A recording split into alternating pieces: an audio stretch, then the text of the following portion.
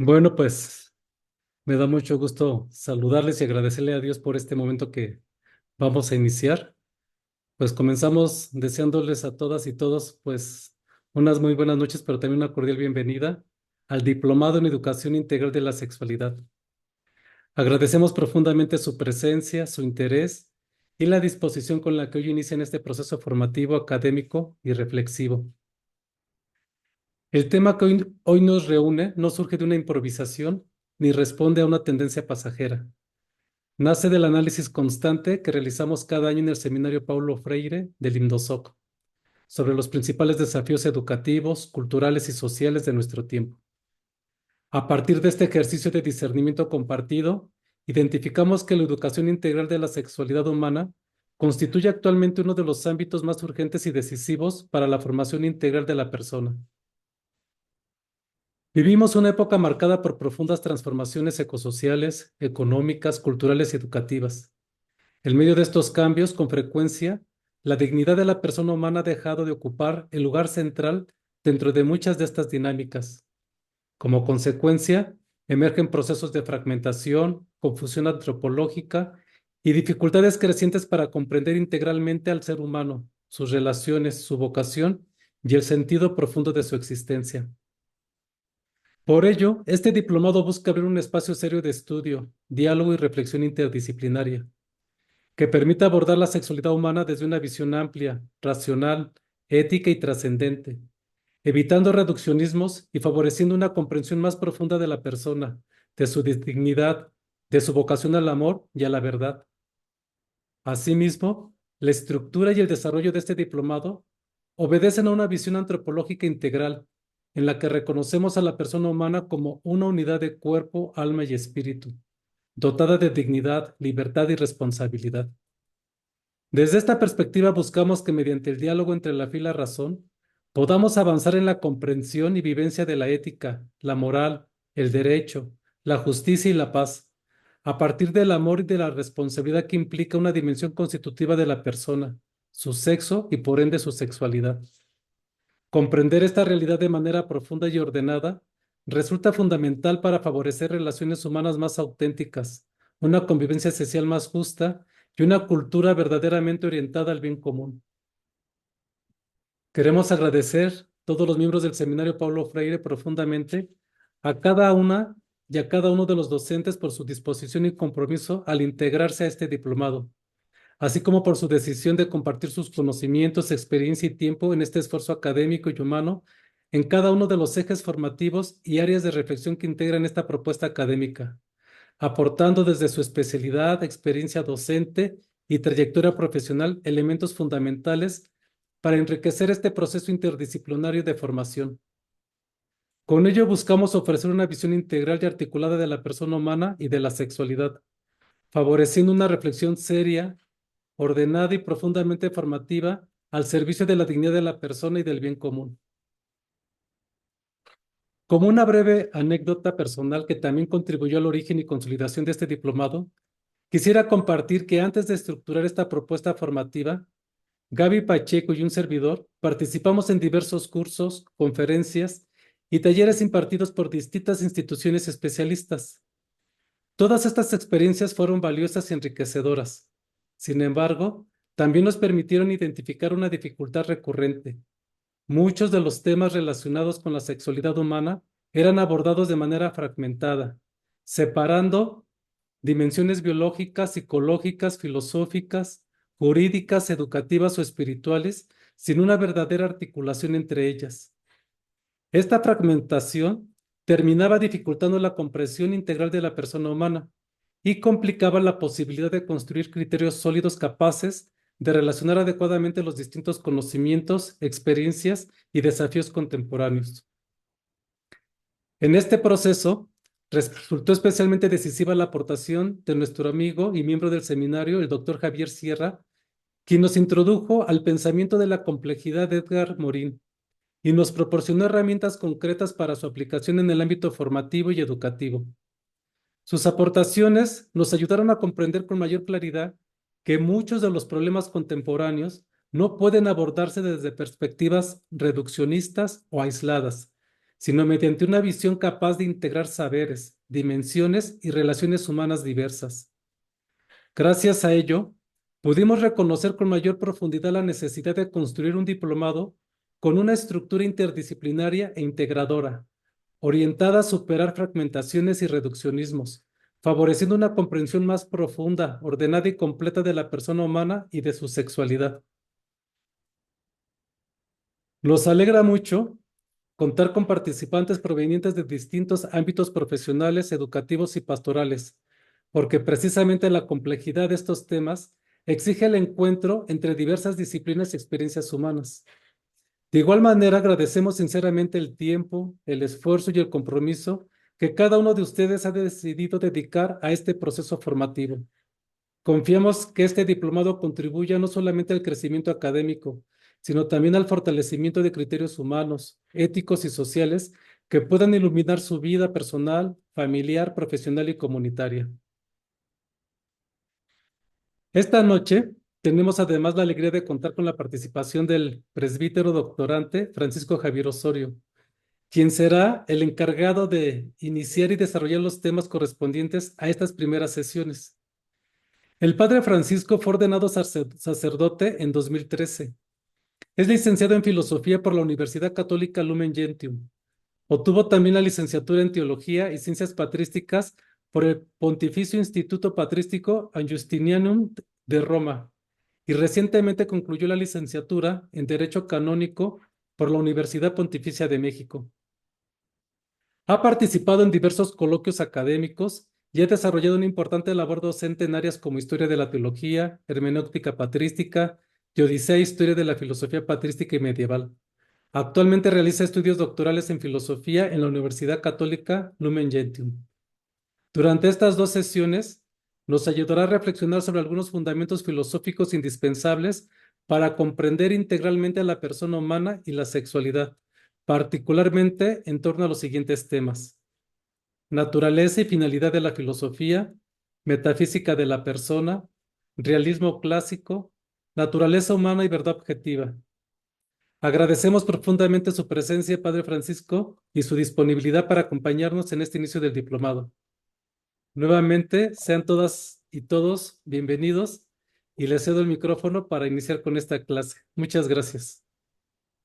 Muchísimas gracias, Miguel. Gracias por la invitación. Gracias, Anita, que me hizo hacer el contacto. Y pues bueno, una disculpa porque solo estaré hora y media, porque también tengo clase en la Universidad Lumen, que también tengo que darte Odisea. Pero bueno, y un poco con esta presentación, un poco apurada la hice, porque no tenía planeado esta clase, pero con gusto la comparto. Estos son unos elementos, simplemente lo que vamos a ver.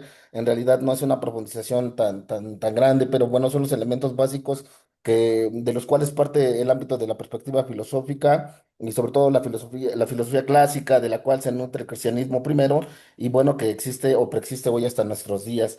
Bueno, voy a hacer hice una pequeña presentación con algunos puntos, algunos elementos que vamos a ir viendo, y bueno, también te hice favor, Miguel, de pasarte los links porque ya no pude, bueno, sí los descargué en mi computadora, pero ya no los pude pasar al WhatsApp, para que les puedas pasar también todo el material a quienes estén interesados y profundizar después en los textos. Son traducciones, en realidad lo mejor sería verlo en griego, pero bueno, de por sí estamos apurados y pues no nos daría muchísimo tiempo. Pero bueno, les pasamos los textos de Aristóteles, de Platón, y también les mando también el texto del doctor Arturo Mota Rodríguez, un gran amigo que es igual un gran investigador que se ha desarrollado en la perspectiva de Mauricio Beuchot, sobre todo en la hermenéutica analógica, con el doctor Mauricio, bueno, hemos tenido ahí el encuentro con él en la Universidad Norman Jensen, en la Pontificia también de México, y pues bueno, más bien de ahí seguimos.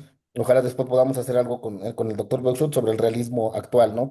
Sería el neotomismo de hoy en día, ¿no? A partir de la hermenéutica. Pero bueno, ese ya es otro tema. Entonces voy a hacer voy a poner la presentación y después voy a ver algunas cuestiones sobre algunos textos. Vamos a leer un poquito, vamos a hacer un poquito de lectura, tratando de que no sea tan larga para que podamos tener pues estos minutitos de introducción para estos temas de la naturaleza y la finalidad de la filosofía y después la metafísica de la persona. Muy bien, pues por principio tenemos que recordar que toda ciencia La mayoría de ustedes, me parece, ya lo entienden muy bien, lo han visto en sus propias licenciaturas, maestrías y doctorados. Sabemos que toda ciencia se distingue por su método, el cual consiste o se determina por su objeto formal y material. El objeto material es lo que se estudia en biología, pues la vida, los seres vivos. Por ejemplo, el objeto formal, ¿cómo lo estudia? A través, por ejemplo, la biología, pues del método científico que ahora conocemos, la química, los elementos de la tabla periódica, etcétera, ¿no? En el caso de la filosofía, el objeto material es la verdad del ser o de los entes, es decir, de las cosas que son o existen, de todo lo que existe o lo que decimos existe, como decía Wittgenstein, ¿verdad? Hablamos de lo que es y no de lo que no es, ¿no? El objeto formal es estudiar a estos seres por sus causas más universales o por sus primeros principios. Esto, por supuesto, lo decía Aristóteles, es el que la formula ya de una manera sistemática y ahorita lo vamos a ver. El objeto entonces de la filosofía es el conocimiento de los entes en cuanto que son, es decir, la ontología, pero el modo de cómo los aborda es a través de la luz natural de la razón, se dice, ¿verdad? Entonces, la naturaleza y la finalidad de la filosofía, perdón, antes de que avance, si alguien tiene alguna pregunta, de repente yo empiezo a hablar y hablar y si no me preguntan, pues no me detengo, ¿verdad? Entonces, o quieren que repitamos algo, pues me lo pueden hacer saber, por favor. La naturaleza y la finalidad de la filosofía. La naturaleza de la filosofía nace de la necesidad del hombre por dar respuestas a la capacidad racional que tiene para explicar todo lo que va adquiriendo en su vida como conocimiento y que forma o constituyen su manera de ver, tocar, sentir, experimentar e interpretar la realidad. Interpretar que también es conocer, dice Gadamer, ¿verdad? En ese sentido, todo ser humano, todos tenemos la capacidad de filosofar sin necesariamente tener una manera sistemática de nuestro conocimiento, como ustedes mismos que ya hacen un razonamiento lógico de todo lo que han estudiado, y eso también es parte de la naturaleza misma del filosofar o de la filosofía, del pensar.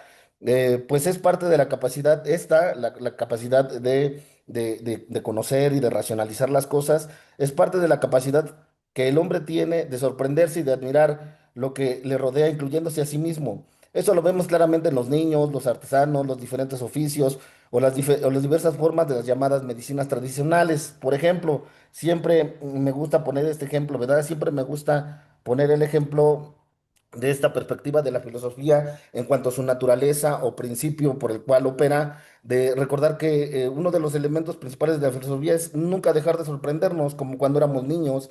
La experiencia misma de todo tipo de conocimiento nos dice, por ejemplo, yo conozco a muchos albañiles o algunos carpinteros que con ciertas técnicas pueden ellos, conozco un albañil que sin poner a plomo construye un muro y lo pone como si fuera plomo, ¿verdad? Lo aplana pues eso da cuenta de la capacidad que tiene el ser humano de conocer y de reproducir ese conocimiento en cuestiones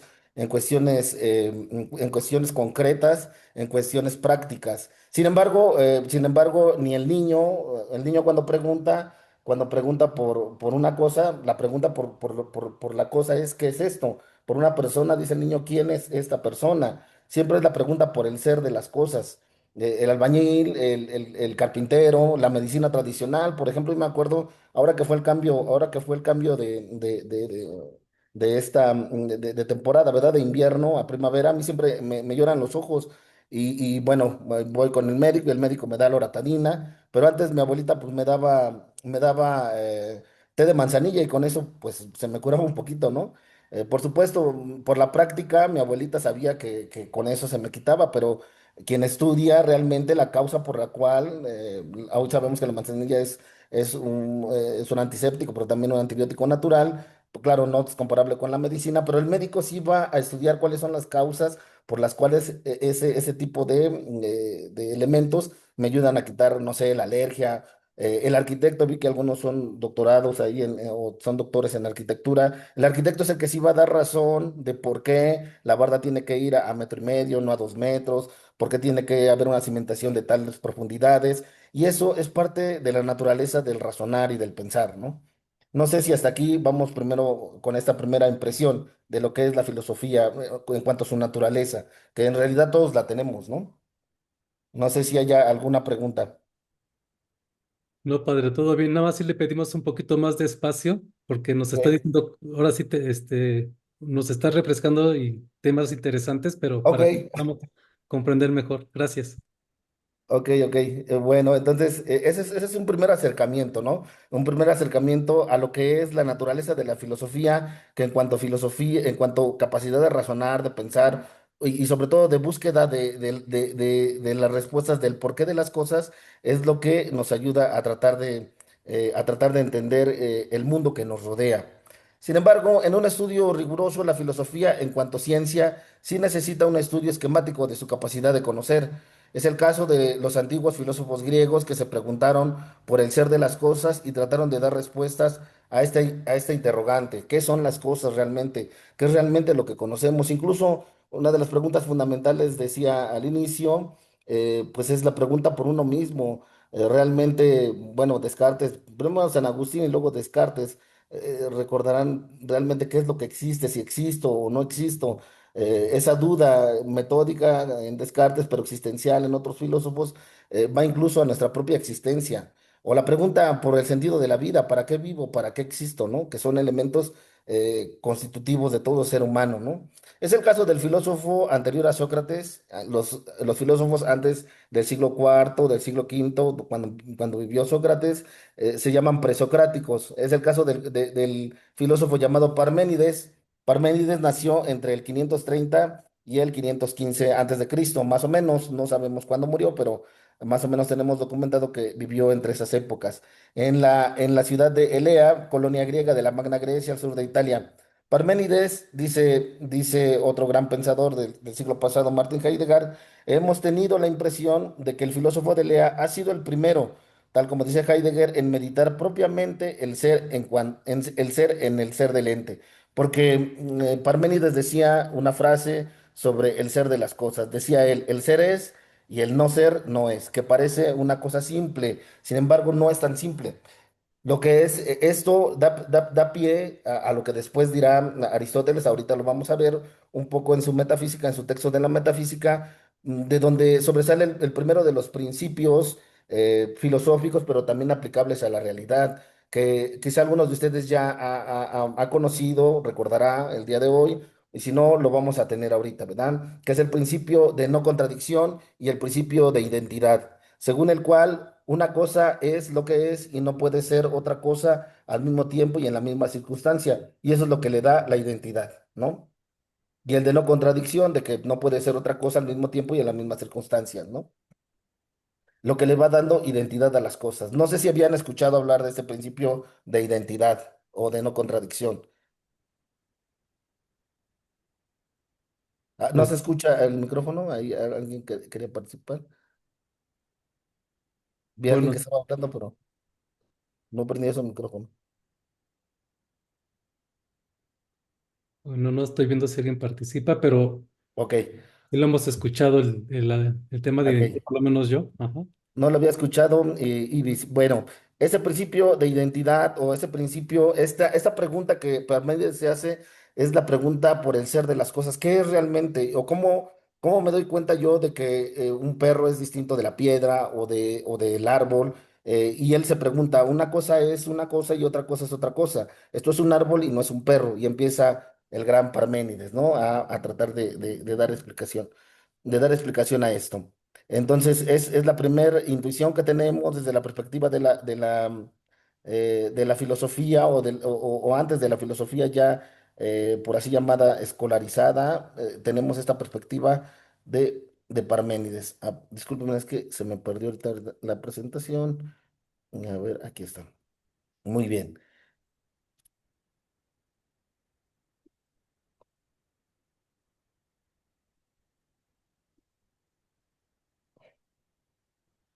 Continuamos entonces.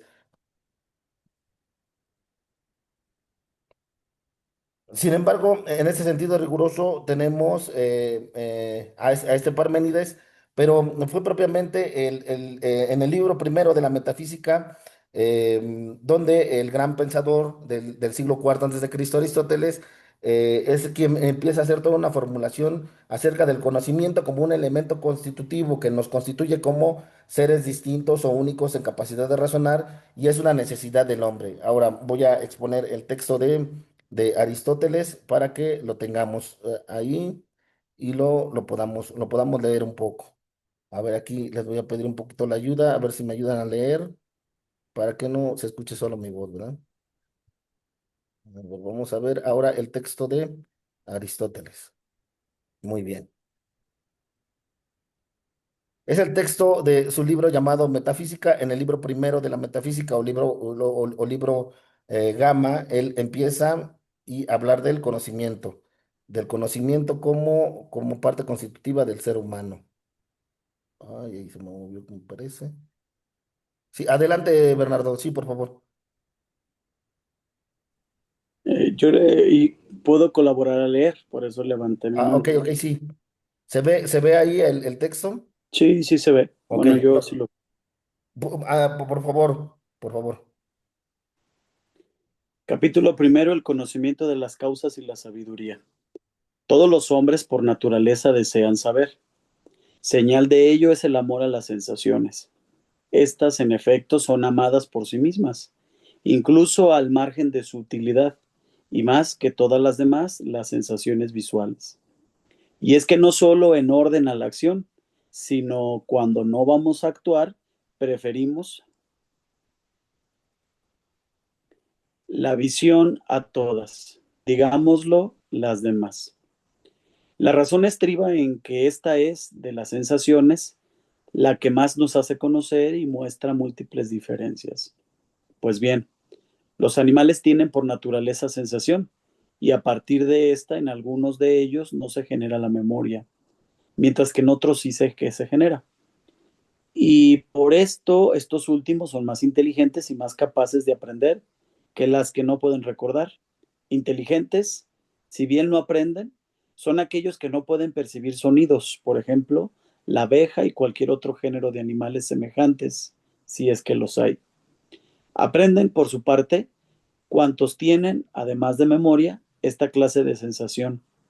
Ciertamente, el resto de los animales vive gracias a las imágenes y a los recuerdos sin participar apenas de la experiencia, mientras que el género humano vive además gracias al arte y a los razonamientos.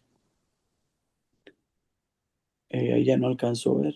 Así. Por su parte, la experiencia se genera en los hombres a partir de la memoria. En efecto, una multitud de recuerdos del mismo asunto acaban por constituir la fuerza de una única experiencia. Muchas gracias, Bernardo. Entonces, bueno, ese texto que nos daría para toda la clase, en realidad, aquí lo sintetizamos rápidamente. Entonces, en primer lugar, como dice Aristóteles, todos los hombres por naturaleza, y está en la naturaleza de la filosofía, desean saber. Esto es innato, es una realidad. Señal de ello es el amor a las sensaciones. Entonces, Aristóteles más adelante dirá, para ya no estar leyendo todo, Aristóteles dice después que no hay ningún conocimiento, aquí me detengo un rato, no hay ningún conocimiento que no esté en nuestra mente si primero no pasó en las sensaciones. ¿Sí me explico? Por los sentidos. Que hoy, bueno, en tiempos de Aristóteles eran los cinco sentidos, el olfato, el gusto, el tacto, pero hoy que se hablan algunos psicólogos que hablan desde la perspectiva de percepción del ambiente, etcétera, etcétera. Hoy se hablan de más sensaciones. Pero ya Aristóteles daba cuenta desde el siglo cuarto antes de Cristo cómo la capacidad de razonar, y esa es la parte de la naturaleza de la filosofía, cómo la capacidad de razonar está innata en el hombre. Sin embargo, dice Aristóteles, de entre todas, son las que vemos, son las que más nos causan placer, ¿no? Porque ellas son las que nos dirigen en cuanto a la voluntad. Más adelante lo desarrolla también Aristóteles y vuelve a recordar, dice, ellos en cuanto a la voluntad, la visión hace que nosotros tengamos una decisión sobre algo, sobre querer hacerlo o no. De ahí la importancia, ¿verdad? De, bueno, que me decía Miguel, a una presentación para ver la síntesis, ahora estamos viendo el texto y eso nos hace, nos provoca realmente, ¿no? La filosofía, claro, no es tanto de dibujos, pero algunos dibujos nos pudieran ser muy sutiles. Sin embargo, como dice el texto que hemos escuchado, los animales tienen por naturaleza sensación y a partir de esta, en algunos de ellos se genera la memoria, mientras que en otros, si se genera, por estos últimos, son más inteligentes y capaces de aprender de lo que pueden recordar. Son inteligentes, si bien no aprenden, son aquellos que no pueden percibir sonidos, por ejemplo, la abeja. Entonces, en realidad, Aristóteles lo que está haciendo su razonamiento, pero partiendo de la realidad. Parte de la realidad para tratar de hacer una justificación razonable de lo que dice, de lo que dice ser nuestra manera de conocer. Y bueno, dice, por su parte, la experiencia se genera en los hombres, más bien, en los seres humanos, a partir de la memoria. En efecto, una multitud de recuerdos del mismo asunto acaban por constituir la fuerza de una única experiencia. Entonces, todas estas sensaciones son generadas en nuestro cerebro y en la memoria, que al final de cuentas nos hacen tener esta experiencia que llamamos conocimiento como parte fundamental de nuestra vida, ¿no? Vamos a leer otro poquito y cambiamos ahorita el texto para tratar de explicar otro poquito. La experiencia, a ver si alguien me ayuda otra vez, Bernardo, si me haces favor. Sí, padre. La experiencia parece relativamente semejante a la ciencia y al arte, pero el hecho es que en los hombres la ciencia y el arte resultan de la experiencia. Y es que, como dice Polo, y dice bien, la experiencia da lugar al arte y la falta de experiencia al azar. El arte, a su vez, A ver, ahí, se ahí, genera... ahí nos detenemos. ¿Cómo dice? ¿Cómo Sí, sería esto? Dice, la experiencia da lugar, la experiencia da lugar al arte y la falta de experiencia al azar. ¿Por qué? Porque es parte, porque por eso Aristóteles después dice que es concretamente lo que nosotros sentimos, tocamos, gustamos, vivimos, lo que realmente nos da conocimiento y no es la teoría, ¿no? No es lo teórico. Y de aquí es donde partimos también para esta perspectiva de filosofía que nosotros tenemos de un realismo, ¿no? No sé si me explico con esta parte. Partimos partimos de la realidad, no de una idea. Distinto a lo que hoy se está viviendo en estos días, ¿no? Se parte de la idea o de los ideales, más que de los ideales, de la idea para tratar de hacer una formulación de la realidad. Adelante, por favor, Bernardo. el arte, a su vez, se genera cuando a partir de múltiples percepciones de la experiencia resulta una única idea general acerca de los casos semejantes. En efecto, el tener la idea de que a Calias tal cosa le vino bien cuando parecía tal enfermedad y a Sócrates e igualmente a muchos individuos es algo propio de la experiencia, pero la idea de que a todos ellos, delimitados como un caso específicamente idéntico, les vino bien cuando padecían tal enfermedad, por ejemplo, a los flemáticos o biliosos o aquejados de ardores febriles, es algo propio del arte. Lo que trataba de explicar con lo de la medicina, ¿no? Entonces dice Aristóteles, en realidad, tener la idea de que Califas tal cosa le vino bien en cuanto le parecía la enfermedad y a Sócrates, e igual muchos individuos, es algo propio de la experiencia. Entonces, desde aquí, Aristóteles comienza a tener un manejo del conocimiento a partir de la experiencia, de donde después él empieza a elaborar una teoría de conocimiento con la cual dice, por experiencia, por inducción, nosotros vamos conociendo la realidad de las cosas, pero por deducción, que es lo que dice aquí en el texto, por deducción sabemos que a Sócrates o a alguien más le viene bien esta medicina o esta hierba para que se cure lo flemático o lo pálido o alguna enfermedad que tenga. Y a partir de eso vamos teniendo conclusiones a partir de la experiencia, pero no se basa de manera general para todos, sino que tiene que ser primero individual y luego se pasa a lo universal. De tal manera que tenemos aquí el camino de los silogismos, por el cual después, más adelante, pondré el ejemplo también de la premisa mayor, de la premisa menor y de la conclusión, los llamados silogismos. Entonces, Aristóteles comienza a partir de la experiencia del universal, pasa al particular y del particular sigue una conclusión. Entonces, una de las experiencias más importantes es la muerte, dice Aristóteles, y al darnos cuenta que todos los hombres mueren, son mortales, llega un momento en el que primero inducimos que en cuanto que todos mueren, y sabemos que Sócrates es un hombre, sabemos que Gabriela, Virginia, Bernardo, Ángel son hombres, son seres humanos, se deduce por inducción, por experiencia, se deduce por deducción lógica, tenemos una conclusión. Entonces, Gabriela, Francisco, Nancy y todos nosotros un día vamos a morir, ¿no? Entonces él parte de la experiencia de un particular, pero que se ve comprobando en todos, en los universales, en la idea universal, y después sí puede concluir a partir de ese universal un individual para tener una conclusión en cuanto a silogismo, ¿no?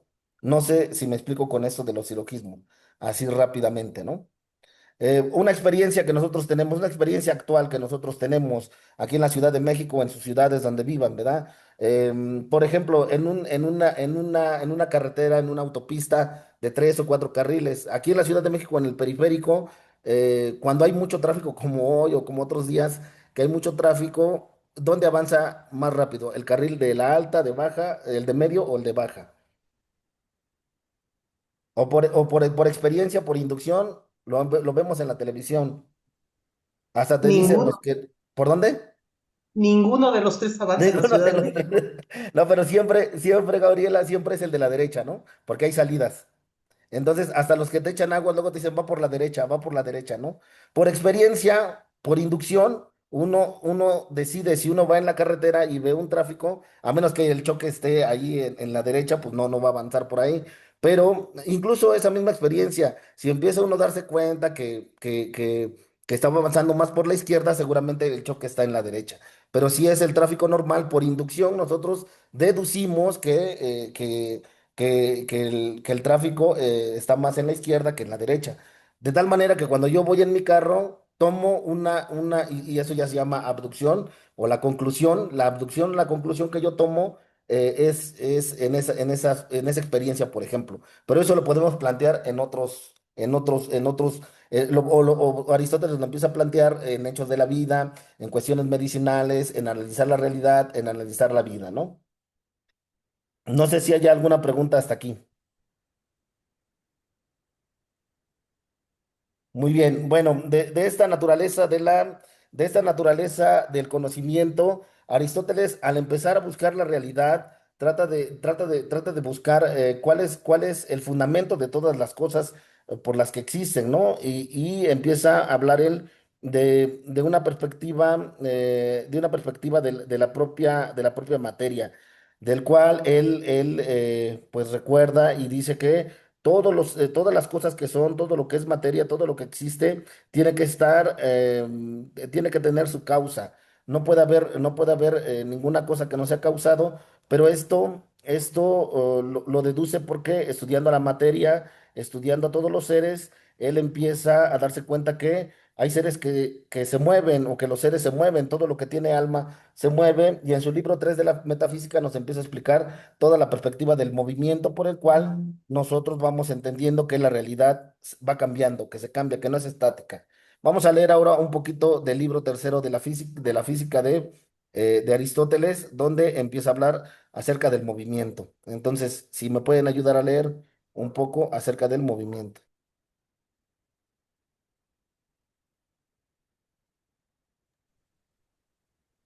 Puesto que la naturaleza es un principio del movimiento y del cambio, y nuestro estudio versa sobre la naturaleza, no podemos dejar de investigar qué es el movimiento, porque si ignorásemos lo que es, necesariamente ignoraríamos también lo que es la naturaleza. Y después de que hayamos determinado qué es el movimiento, hemos de intentar investigar de la misma manera los problemas posteriores. El movimiento parece ser uno de los continuos, y lo primero que se manifiesta en el continuo es el infinito. Por esto sucede a menudo que quienes definen lo continuo utilizan la noción de infinito, ya que entienden por continuo lo que es divisible hasta el infinito. Además, se piensa que el movimiento es imposible sin el lugar, el vacío y el tiempo.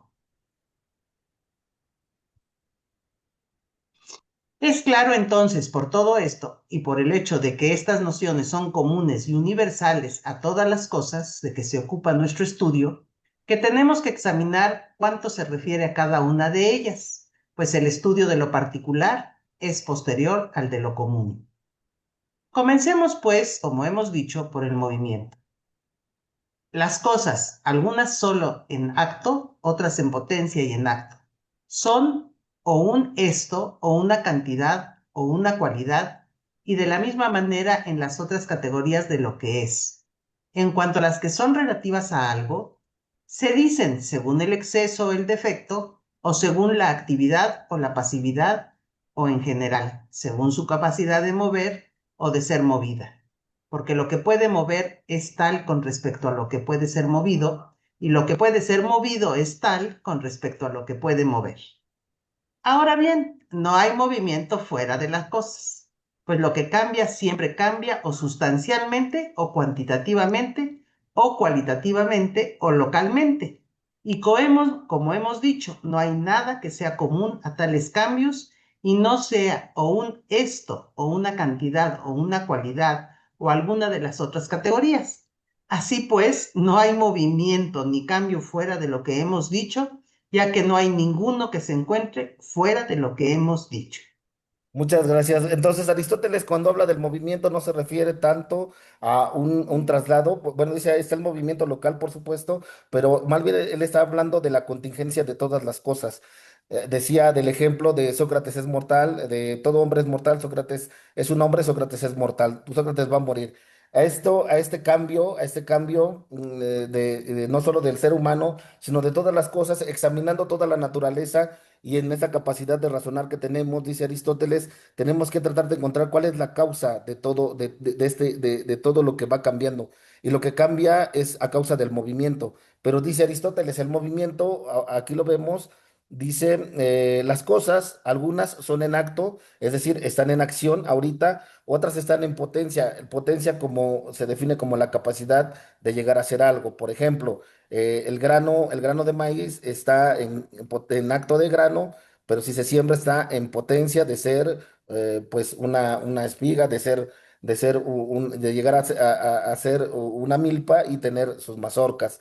Y las mazorcas están siendo mazorcas, pero están en potencia de que se les quite, se dejen secar y se haga con ellas maíz. El maíz está en acto de maíz, pero pero si se hace una masa con ese maíz, está en potencia de ser tortilla. La tortilla es en acto tortilla cuando ya se hace, pero la tortilla no es ni el maíz, ni el maíz. No es, la tortilla no es la masa no es el maíz no es la milpa y la milpa no es el grano, pero sí son en cuanto potencialidad de llegar a ser. No sé si me explico con esta llamada metafísica de la tortilla que todos conocemos. Es a este movimiento, no sé si se captó la idea, ¿no? A este es el movimiento de las cosas que van cambiando. Y lo mismo sucede con todas las cosas materiales, dice, es decir, con toda la naturaleza, con todas las cosas que existen, dice Aristóteles, tienen esta facticidad, este hecho de que tienen que cambiar, de que van a cambiar, de que tienen este cambio, dice él. Si están en acto, están en ese momento en una cierta sustancia, pero puede cambiar la cantidad o puede cambiar la cualidad, pero si cambian estas, aquí hay una pregunta. La tortilla está en potencia de ser chilaquiles, exactamente, y así se va. Decía un gran filósofo, pues Héctor Rogel, perdón, de la Biblioteca del Seminario Conciliar de México, que era la metafísica de la tortilla, ¿verdad? Porque desde el maíz, o desde el grano de maíz, sabemos que puede llegar, si se siembra, puede llegar a ser milpa, si esa milpa se cosecha, puede llegar a dar más mazorcas, esas mazorcas se convierten en granos, en más granos, esos granos pueden llegar a convertirse en masa y esa masa en tortilla, la tortilla en chilaquiles o en tacos o en otras cosas, ¿no? Y lo mismo sucede con todas las cosas, dice Aristóteles, ¿no? Dice entonces, no hay movimiento fuera de las cosas, pues lo que cambia siempre cambia o sustancialmente o cuantitativamente o cualitativamente o localmente, ¿no? Entonces, más que el cambio y esto es interesante lo que dice Aristóteles, ¿no? La contingencia de las cosas, el cambio que sucede siempre es interno. O por ejemplo, ese otro ejemplo de el árbol puede, si lo cortan es madera, la madera puede llegar a ser una hoja y la hoja si se quema puede llegar a ser ceniza. Pero ni una cosa es otra, sino que van teniendo cambios sustanciales. Cuando yo quemo la hoja, ya deja de ser hoja y se convierte ahora en ceniza y es distinto, pues es totalmente distinto a la ceniza a la hoja. Y lo mismo, la hoja es totalmente distinta al trozo de madera de donde se sacó. Y el trozo de madera es totalmente distinto al árbol, sin embargo, conservan de alguna manera su misma causa de donde fueron sacados, ¿no? ¿Sí me explicó? Muy bien. ¿Sí? No sé los demás. A ver, quiero ver algunas respuestas porque luego. Perdón, Sí, es- adelante, por favor, quiero su participación. sí, pero se refiere ahí, por lo que leí, a las cosas. ¿Podría extrapolarse a las personas? Padre, su micrófono se desactivó. Perdón, exactamente. Al ser humano también se refiere, no, sí como cosa, pero como objeto de conocimiento. Más que como, ajá, más que como una cosa más, es también objeto de conocimiento. Entonces sí es como algo que cambia también contingente totalmente. Y ahorita lo vamos a ver. No sé si me explico, ¿quién preguntó Gabriela, no? Sí, Ujú. Sí ajá, me explicó. sí, claro. En cuanto objeto de conocimiento, el ser humano Perdón, también ajá. es una res. Incluso es una res intellectus, ¿no? Una cosa que piensa, ¿no? Adelante, por favor, Alicia. Yo pienso que también el ser humano, desde Sí, su inicio, desde ser un simple esperma, y sí. ya cuando es fecundado va cambiando, tiene una evolución y va tomando su vida y sus cambios completos hasta ser un niño, una niña, y luego de ahí pues va tomando sus caminos en la vida.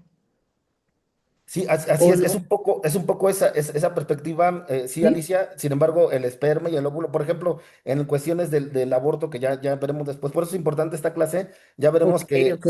se habla de vida, o sea, ya el esperma y el óvulo ya es vida, pero no son una persona, no. O bueno, sí, más bien el óvulo fecundado, más bien, El ¿no? óvulo, exactamente, que es primero Exacto. un cigoto, luego Ajá, ya es un sí, embrión y luego exacto. bebé. Ajá, así es, Ok, así es. Por eso incluso en gracias. medicina me dicen mis amigos médicos, no, por eso es neonato, pero no es bebé, Ujú, luego es neonato, etcétera. Si ujú, algún médico acá nos explicará mejor, ¿no? Ujú, así es. gracias. Y por eso la importancia de los nombres también. Muy bien, bueno, entonces, entonces Aristóteles se da cuenta de esta contingencia que tienen todas las cosas, de esta realidad a la que estamos sujetos todos los entes materiales, y los empieza a estudiar a cada uno, de tal manera que él se da cuenta que que el ser de las cosas no puede ser uno, como dicen, ¿verdad? Como dicen algunos, ¿verdad? A ver, déjenme, busco ahora esta otra parte, les comparto para que no crean que les comparto, vamos a ver, otra vez, vamos a ver un poquito más adelante en ese texto de la física, que híjole, imagínense, si les pongo a leer esto, pues se van a dar todo el curso, ¿verdad? Entonces no se trata de eso. Era el 3.2 me parece. Ujú, libro 3, definición del movimiento. Ujú. A ver, permítanme un poquito. Sí, la reputación de ser, ese era el 3.4 me parece. A ver, ese es el 2. 0. Es lo que acabamos de ver del movimiento indeterminado, pero también habla de las cuatro causas. Quiero solo mostrarle el de las causas. No hay un infinito separado. No, porque aquí habla de todo del movimiento. A ver, en el 6 donde habla también de la realidad, modo de la realidad del infinito. Vamos a ver un poquito esto. A ver, si quieren leo para que ya, a ver si no me voy muy rápido. Alguien escribió ahí que va entrando a la sesión y que va a tratar de entender. Bueno, vamos a ir con calma y ahorita hacemos una síntesis. Pero por otra parte, es claro que la negación absoluta del infinito es una hipótesis que conduce a consecuencias imposibles, porque en tal caso tendría que haber un comienzo y un fin del tiempo. Las magnitudes no serían divisibles en magnitudes y en número no serían infinito, y puesto que según las distinciones establecidas, ninguna de estas alternativas parece aceptable. Hace falta un árbitro que ponga de manifiesto en qué sentido el infinito es y en qué sentido no es. Ahora bien, el ser se dice o lo que es en potencia o de lo que es en acto. Entonces, todas las cosas, como dijimos, como mencionaban también en este caso del embarazo, todas las cosas están en acto en cuanto existen, en su actualidad están en acto, por eso se llama actual. Lo actual es lo que existe aquí y ahora, pero también están en potencia siempre de algo más, hasta que pues, se eliminan como los animales o se mueren como el ser humano, ¿no? Mientras que lo infinito o esta parte de lo infinito es por adición o por división. Ya se ha dicho que la magnitud no es actualidad infinita, aunque es infinita, divisible. No es difícil refutar la hipótesis de las líneas indivisibles. Nos quedamos entonces por mostrar que el infinito existe potencialmente, pero la expresión existencia potencial no debe de tomar sentido en que se dice, por ejemplo, esto es potencialmente una estatua y después será una estatua. Pues no hay un infinito tal como después sea un acto. Aquí está entonces. Preguntábamos del hombre, ¿eso se aplica también al hombre? Claro que también se aplica al hombre, pero también se aplica a todos los conceptos, porque aquí lo que Aristóteles está tratando de explicarnos es que nosotros tenemos conceptos por los cuales tratamos de entender también la realidad. Ese es el segundo momento del conocimiento, dice Aristóteles. Primero conocemos por la experiencia, pero después de la experiencia nosotros vamos captando que hay conceptos que tratan de explicar elementos de la realidad que nosotros vivimos como el tiempo, el espacio, que en realidad son conceptos, ¿no? ¿Sí me explico? Sí, Sí, ok, entonces, por ejemplo, dice expresión potencial, podemos decir el tiempo en el que estamos viviendo, ahorita sí podemos decir, esta clase termina conmigo a las 8:30, pero siguen hasta las 9:10, ¿no?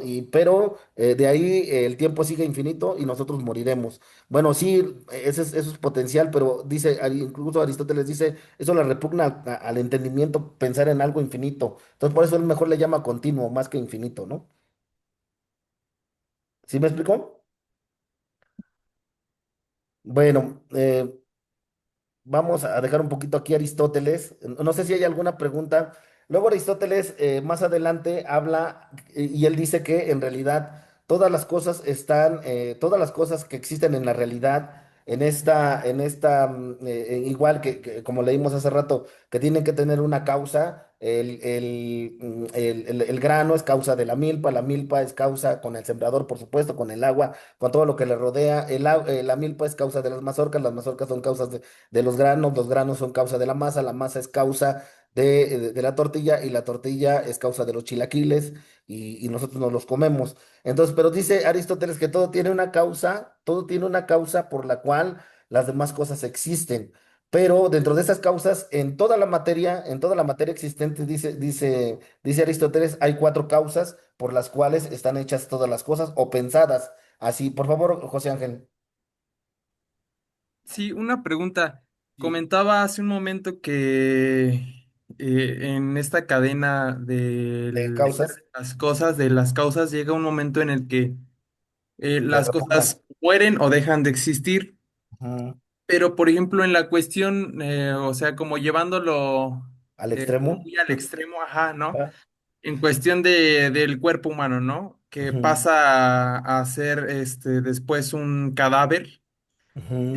deja de existir como tal El ser el humano. concepto o se sigue transformando en cuestión después que sea un nutrimento de una planta.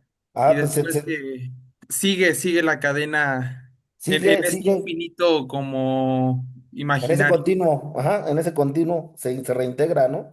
Y el Ok. alma, por ejemplo, esa es una buena pregunta. Ahorita vamos a ver un poco la antropología de Aristóteles. Y en ese sentido, Aristóteles, acerca de la muerte, del alma no dice que se aniquila junto con el ser humano. Bueno, el cuerpo regresa a la tierra y regresa para ser parte de la naturaleza, pero del alma no dice nada. Del alma no dice nada Aristóteles. Ya lo vamos a ver ahorita más adelante. Ok, ¿No? muchas Sí, gracias. pero sí, o sea, para Aristóteles el alma ahorita es lo que voy a tratar de explicar de manera rápida y concreta sobre las causas. Y dice que en realidad el alma simplemente es el principio vital por el cual los seres humanos, y no solo los seres humanos, también los animales tienen vida, ¿no? Y también las plantas. Entonces, Aristóteles identifica cuatro causas principales por las cuales todas estas causas que van causando las demás cosas dan su funcionamiento en la realidad, en la vida. Entonces, dice que todas las cosas están hechas de una materia, pero esa materia, la materia es universal, la materia es común a todos, dice Aristóteles. Todos tenemos materia, incluso el ser humano. Tenemos una materia, la piedra, las plantas, los animales.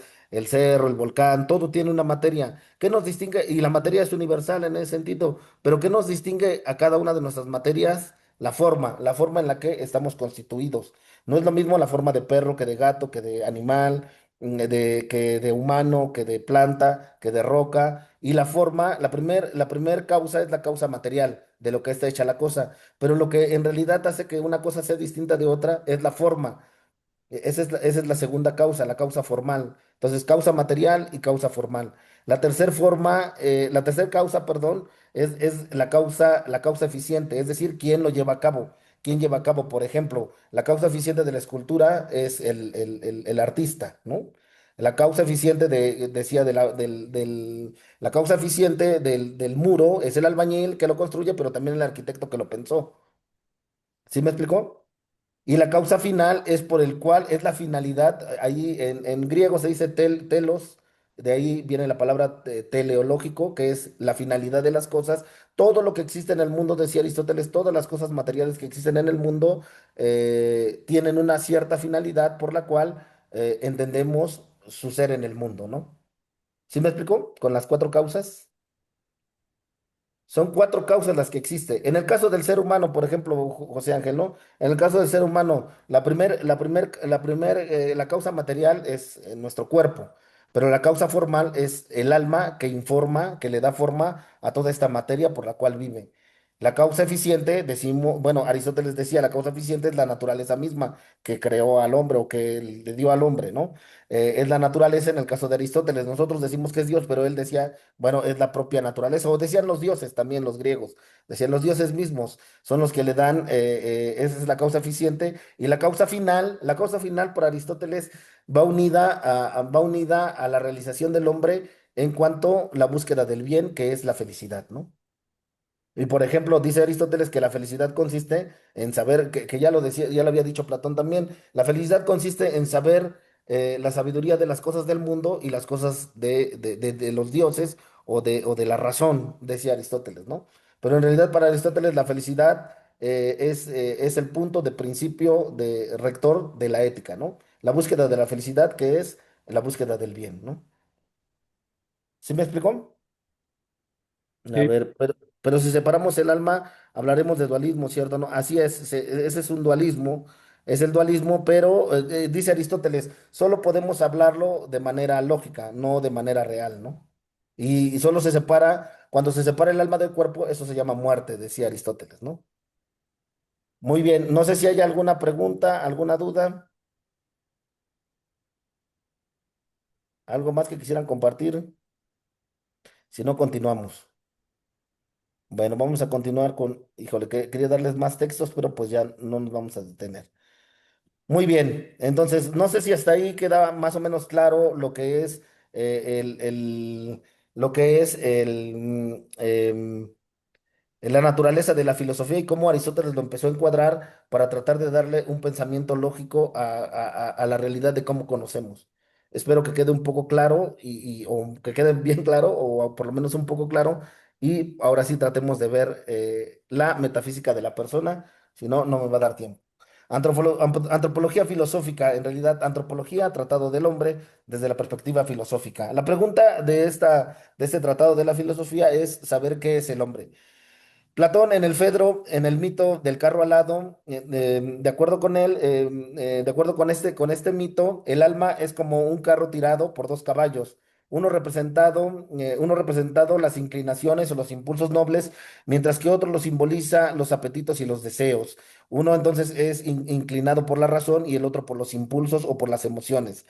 El auriga o conductor es la razón, que debe dirigir a ambos. Todo va bien mientras la razón gobierna al hombre, pero cuando el deseo de los placeres se desemboca, la razón pierde el control, se quiebra la unidad del alma y ésta se queda sujeta al mundo de lo sensible. Aquí quiero hacer una acotación de de Platón, porque Aristóteles, a diferencia de Platón, él no partía su teoría de conocimiento no parte de la realidad, sino de la idea. Él decía que en realidad este mundo era una copia de un mundo ideal, de donde él solo dice que es el de Miurgo, que se traduce como ordenador, y en sus textos, en el Teteto, en el Timeo o del alma, también habla en esos textos Platón, donde recuerda Platón que él creía que la materia no tenía forma, era como una masa, y las ideas ejemplares que existían en el mundo de las ideas, llegó el demiurgo, llamado así en griego, el que se traduce como el ordenador, que empezó a ordenar toda esa materia existente, empezó a hacer una copia del mundo de las ideas, de tal manera que todo este mundo sensible y material es una copia del mundo ideal. De tal manera que en su teoría de conocimiento dice Aristóteles que lo más puro que nosotros tenemos del conocimiento no es la realidad, sino la idea, porque la idea no cambia y las cosas sí cambian, como decía Aristóteles. ¿Sí me explicó? Más o menos, Virginia. O sea, o sea, la idea, fíjense en la idea, vi un poco la expresión. Si yo le digo la idea de árbol o de perro, ¿no? Su idea de perro, se diría Platón, que es más perfecta en su cabeza que el que yo conozco, que mi Firulais que está acá afuera, ¿no? Es más perfecta porque el de usted no cambia y el mío ya hasta se murió, ¿no? ¿Sí me explicó? Entonces Platón pensaba de esa manera, Platón pensaba de esa manera y para él, por principio, el alma para Platón, luego en otros textos también, pero sobre todo en este de Fedro, narra esta historia donde va el alma humana tirada de estos dos caballos, de estos dos impulsos, los sentimientos nobles y los sentimientos o los impulsos bajos, les llamamos, ¿no? Las pasiones. Y la razón es la que va conduciendo, pero cuando la razón se deja llevar por los impulsos, el alma, dice en este mito, y les iba a poner el texto, pero ya no nos dio tiempo, Miguel, disculpa, pero bueno, ahí te lo pasé, ahí se los pasas y ya lo leen después. Entonces, dice Platón que el alma era parte del mundo de las ideas y por castigo, bueno, por andar, por no controlar bien sus emociones y la razón se perdió, cayó en este mundo y cayó como castigo en un cuerpo humano de donde él saca o dice que el cuerpo es una cárcel para el alma, ¿no? Por eso, en un sentido platónico, ahí sí hay un dualismo. Alguien había dicho aquí, ajá, Amer, no dice tu nombre, no dice Amer, pero ahí sí hay un dualismo propiamente bien marcado en Platón, donde él dice que lo más importante en el hombre es el alma, de tal manera que el cuerpo hay que purificarlo, hay que, pues sí, sacrificarlo, hay que martirizarlo, hay que castigarlo porque es una cárcel para el alma.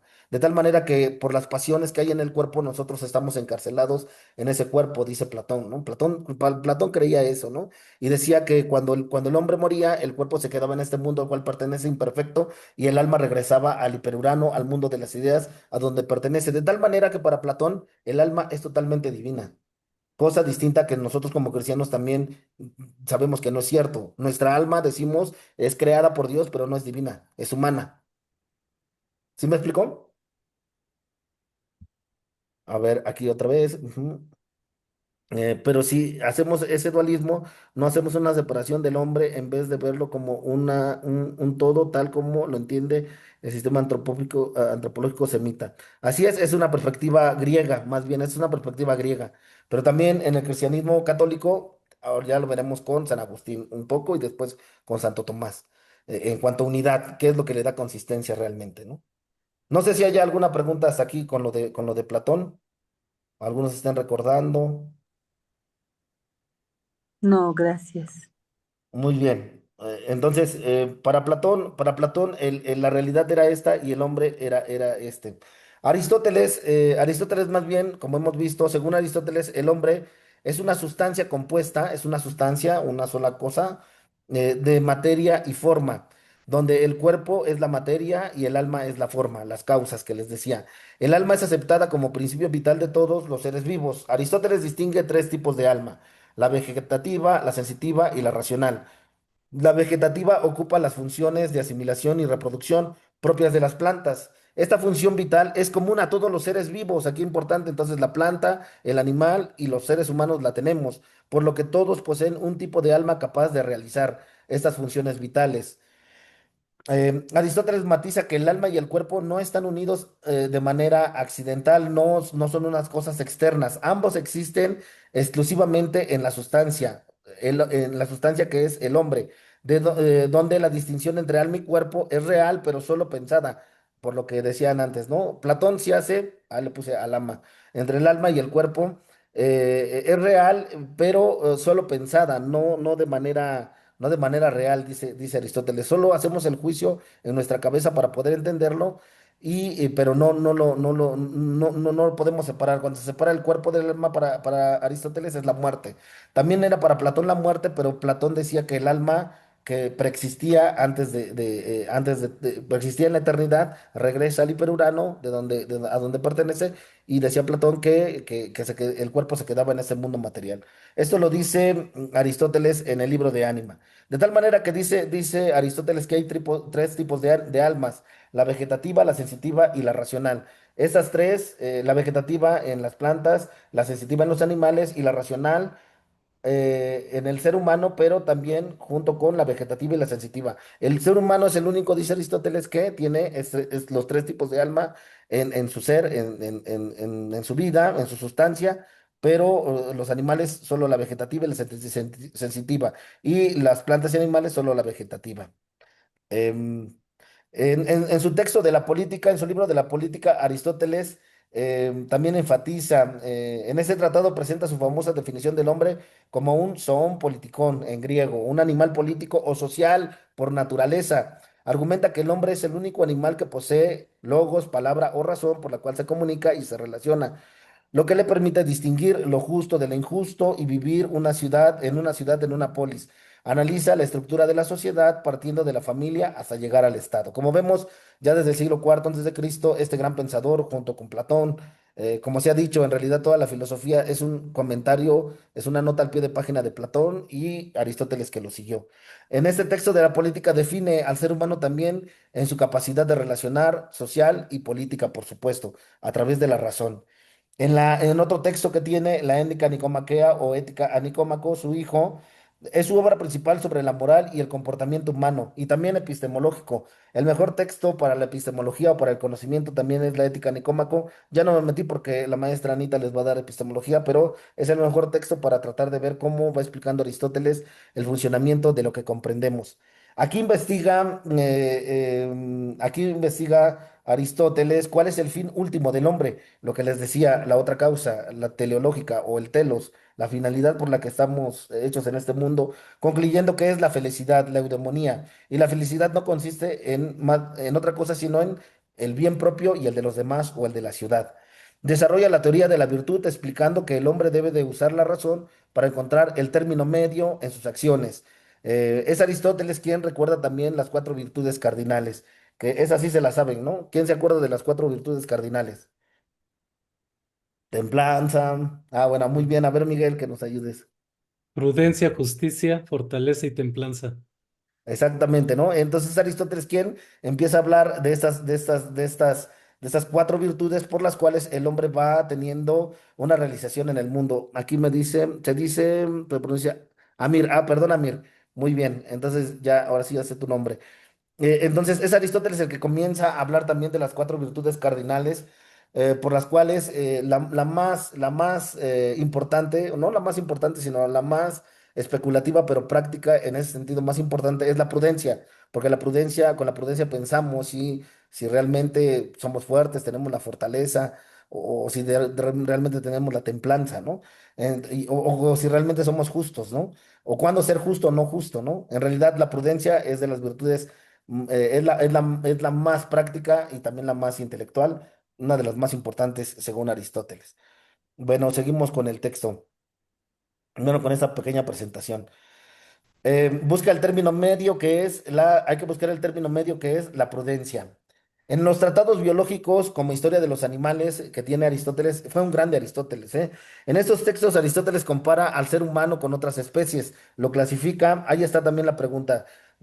Cuando empieza a clasificar todas las cosas, Aristóteles empieza a hablar de la materia inerte, de las piedras, luego habla de la arena, habla del agua, pero después empieza a hablar también de las plantas, de los animales, y dentro de los animales como género, habla del género animal y especie humana, ¿no?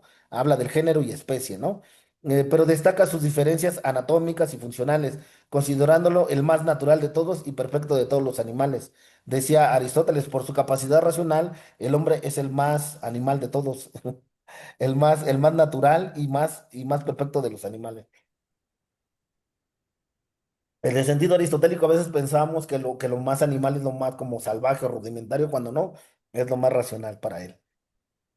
Muy bien, no sé si haya alguna pregunta hasta aquí, para poder pasar un poco a esta parte de de la antropología cristiana, para que nos dé un poquito de tiempo en esta síntesis. ¿Alguna duda, algún comentario?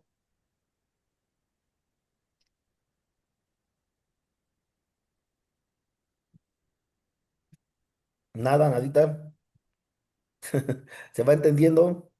Mencionaba entonces que para Sí. Aristóteles lo más animal es lo más racional. Para él, sí, lo más natural, ajá. Ah, ok, ok. Ujú, como en cuanto a naturaleza. ¿Sí se Ok, entiende? Ajá. gracias. Muy bien. Vamos a ver un poco de la antropología cristiana.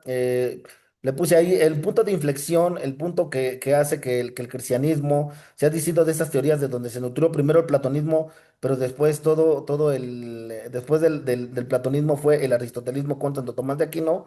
El punto de inflexión o la relación que tuvo propiamente la interpretación cristiana del hombre es a partir del hecho de la resurrección, ¿no?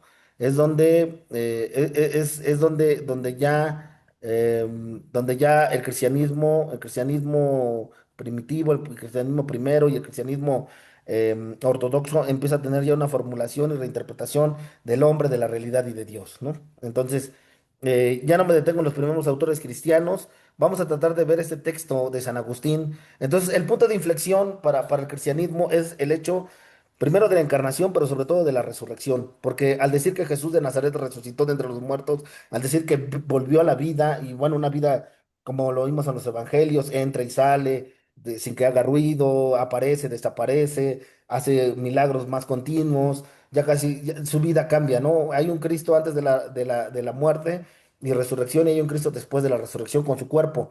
Entonces decir que el cuerpo resucita junto con el alma, o que el alma nunca muere en realidad, y que recupera el cuerpo, esa realización que hizo Jesús de Nazaret como historia que nosotros creemos y vivimos por el testimonio de todos los hombres y mujeres que han vivido desde los inicios del cristianismo hasta nuestra época, hace una diferenciación entre la perspectiva platónica y aristotélica, porque para nosotros el cuerpo no es una cárcel, ni el cuerpo simplemente es una materia informada, sino que para nosotros es una unidad total, en la cual vamos distinguiendo diferentes elementos, diferentes facultades, diferentes realidades internas que van explicando la realidad del ser humano, ¿no?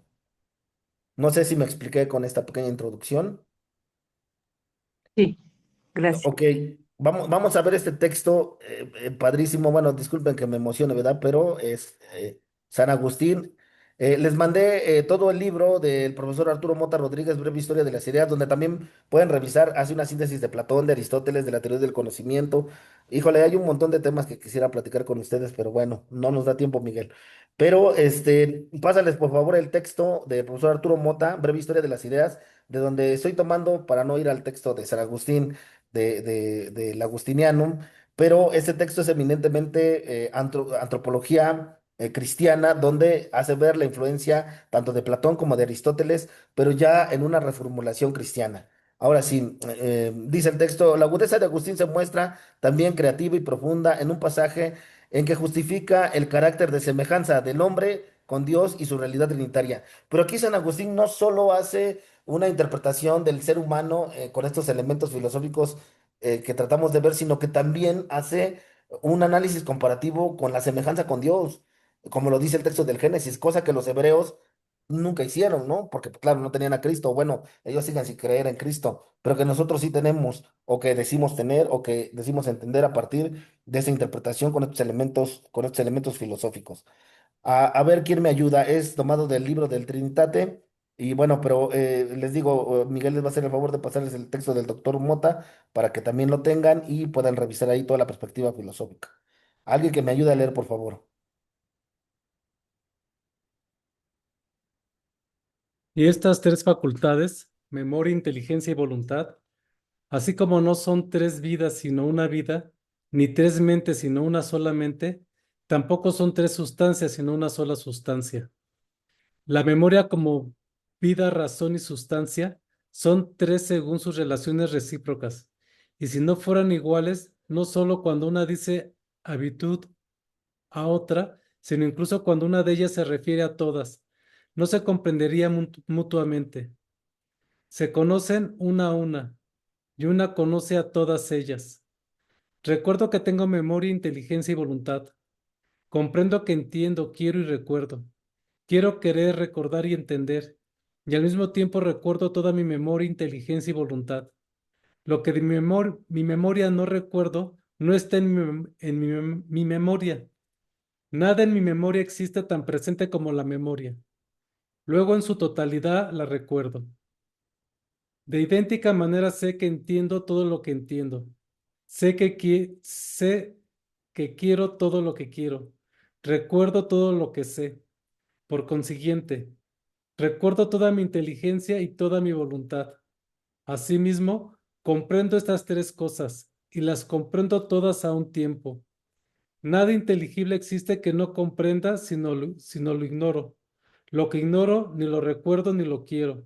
En consecuencia, cuando no comprendo y sé inteligible, ni lo recuerdo ni lo amo.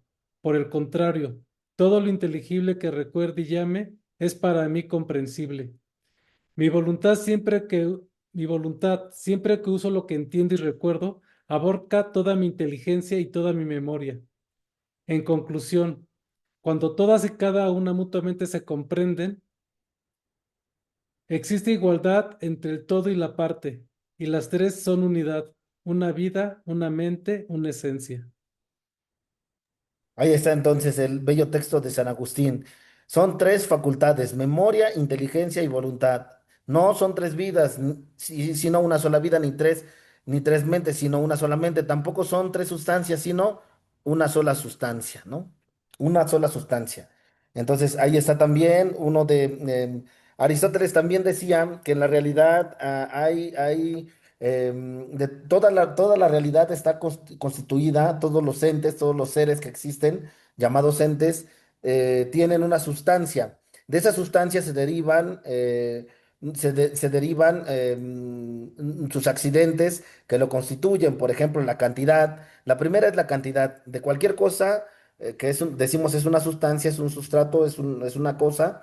Una cosa tiene una cantidad. Lo primero es la cantidad. Después viene la cualidad, que es lo que le da la forma. Y de la cualidad ya vienen las demás, las demás, los demás, él llama accidentes, que son más bien partes de ese ente, pero que no están dentro de él, sino que le están de fuera. Como dice él, el movimiento no viene de fuera, sino de dentro. Están dentro de él como cosas impregnadas.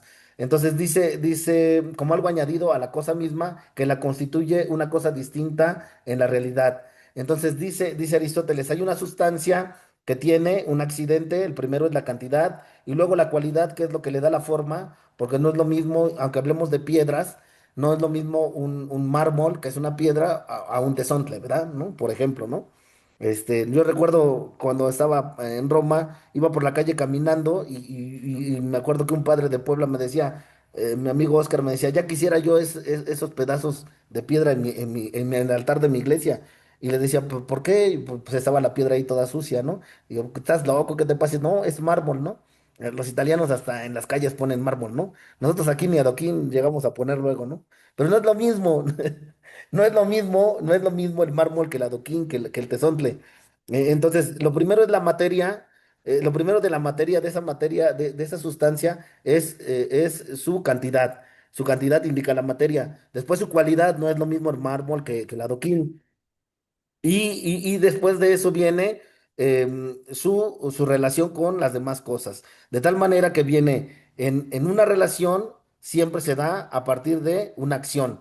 O sea, nosotros actuamos, como dice Aristóteles, actúa el mundo sobre nosotros y nosotros sobre el mundo, de tal manera que nosotros actuamos sobre los demás, pero los demás también actúan sobre nosotros. En ese sentido, todos los seres en el mundo, todos tenemos una relación y luego una pasión, perdón, una acción y una pasión. De la relación sigue la pasión, perdón, sí, de la relación sigue la acción y de la acción sigue la pasión. Entonces yo actúo sobre algo que es pasivo y recibe, pero también el otro me da y yo también recibo. Entonces, relación, acción, pasión, luego está el lugar o el ubi, el lugar, el tiempo y la extensión, ¿verdad? En lo que vivimos. ¿Sí me explico más o menos? Y entonces dice Aristóteles que todos estos elementos existen en la materia. Dice San Agustín, en el ser humano, en el humano, en cuanto cualidad tiene, en cuanto a sus cualidades razonables, tiene tres facultades que existen en su razón, que son memoria, inteligencia o en su vida, dice, para decirlo, ¿no? Es una sola vida, memoria, inteligencia y voluntad, como facultades que están en la sustancia. La sustancia es el hombre, pero dentro de él están estas facultades que son distintas, que también tienen una cualidad distinta, pero que son iguales en cuanto a facultades que ayudan al hombre a comprender este mundo. De tal manera, dice San Agustín, que la memoria, entonces aquí está la unidad del hombre es una sola, aquí ya lo está diciendo, son una sola sustancia, es la memoria como facultad, la inteligencia y la voluntad como facultades, pero dentro del ser humano que es una unidad. ¿Sí me explico? Amir, por ejemplo, ahí es donde se está hablando de la unidad del ser humano en San Agustín. Y luego a ver, para que nos explote la cabeza, ¿verdad? La memoria como vida de la razón y de la sustancia. La primera es la memoria. Son tres según su relación recíproca y si no lo fueran, no solo en cuanto se dice hábito a otra, es decir, están habituadas una a otra, es un hábito, es una virtud, es un hábito operativo. Bueno, una está acostumbrada, el hábito es una costumbre, está acostumbrada la memoria a la razón, está acostumbrada la memoria a la inteligencia y a la voluntad, sino incluso cuando una de ellas se refiere a todas. Por una conocemos a las demás, como el Padre, el Hijo y el Espíritu Santo, decía el texto del domingo, ¿no? No se comprenderían mutuamente, no se comprenden mutuamente si no se reconocen, pero se reconocen. Se conocen una a una y una conoce a todas, a ellas, recíprocamente, porque están habituadas. Y bueno, aquí para que nos explote la cabeza, ¿verdad? Dice, recuerdo que tengo memoria, inteligencia y voluntad. Entonces, primero es la memoria que recuerda su inteligencia y su voluntad. Comprendo con la inteligencia que entiendo y quiero con mi voluntad, quiero recordar, quiero y recuerdo. Quiero con mi voluntad querer, recordar y entender. Quiero con mi voluntad, mi propia voluntad, mi memoria y mi inteligencia. Al mismo tiempo recuerdo toda mi memoria, inteligencia y voluntad. Lo que de mi memoria no recuerdo no está en mi memoria. Nada en mi memoria existe tan presente como la memoria misma. Luego, en su totalidad, la recuerdo. De idéntica manera, sé que entiendo lo que entiendo, sé que quiero lo que quiero, recuerdo todo lo que sé. Por consiguiente, recuerdo toda mi inteligencia y toda mi voluntad. Asimismo, comprendo estas tres cosas y las comprendo todas en un mismo tiempo.